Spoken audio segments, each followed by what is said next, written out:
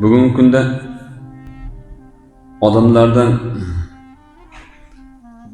mehr istab, yetishmovchiligini ko'rsatib, izhor qilib, tilanchilik qilib yurganlar juda ko'p-da. Bu yaxshi ish emas. Rasul sallallohu alayhi vasallam aytganlar, kimda kim tilanchilik eshigini ochadigan bo'lsa o'ziga, Alloh uning boshiga faqirlik eshigini ochib qo'yadi degan. U odam to'q yashasa ham, ya'ni bir kishi o'zini hayotidan mamnun yashayotgan odam bilan solishtirganingizda, o'sha odamning nimasi bo'lsa ham, boyligi undan ustun bo'lsa ham, u odam faqir bo'lib turaveradi. Qalb to'ymagandan keyin, ko'z to'ymagandan keyin uni foydasi yo'q.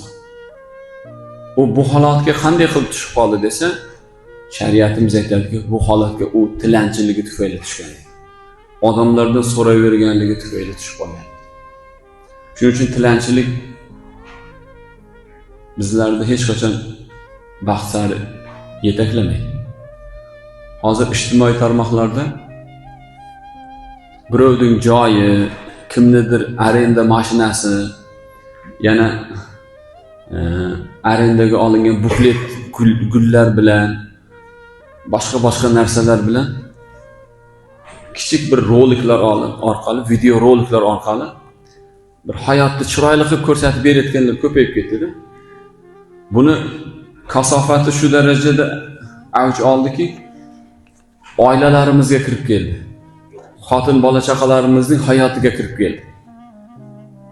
Hayot mana shunaqangidan iborat, shunaqangi yashashlik kerak degan tushuncha bizda paydo bo'lib qoldi. Lekin o'sha video rolik ishlagan odam bor, ishlayotgan odam oldiga borsangiz, xotin bilan ajrashgan, aygi boya video rolikdagi ishtirokchi ayolni ko'rsangiz, eri yo'q. Ana bu yashaydigan joyini ko'rsangiz, arendaga bir xonali kvartirada turadi. Bizlarga ko'rsatgan ijtimoiy tarmoqlarda ko'rsatgan mashina aslida arenda mashina. Kim nimalarning evaziga bir narsa bonuslarning evaziga chetga borib, birovning molini reklama qilib berishlik uchun o'sha joyda video rolik olingan bo'ladi. Unaqa hayot yo'q aslida. Lekin ijtimoiy tarmoqlarda hamma o'tirib qolganligi uchun shu narsa namoyon bo'lavergandan keyin odamlarning ongida shu narsa shakllanib qoldi.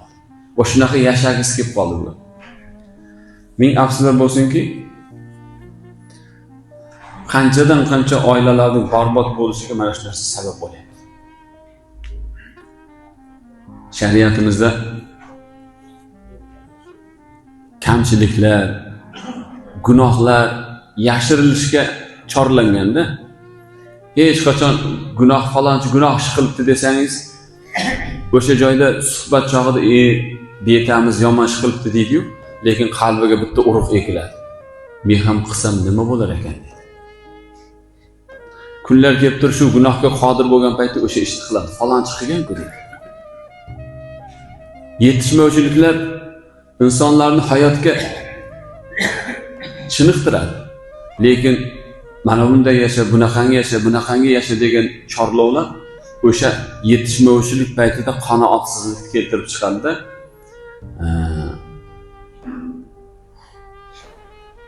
Erkak kishi bo'lsa, ayolidan, oilasidan bosh tortib boshqa tomonga ketib shunaqa yashashni bir harakatini qilib ko'radi.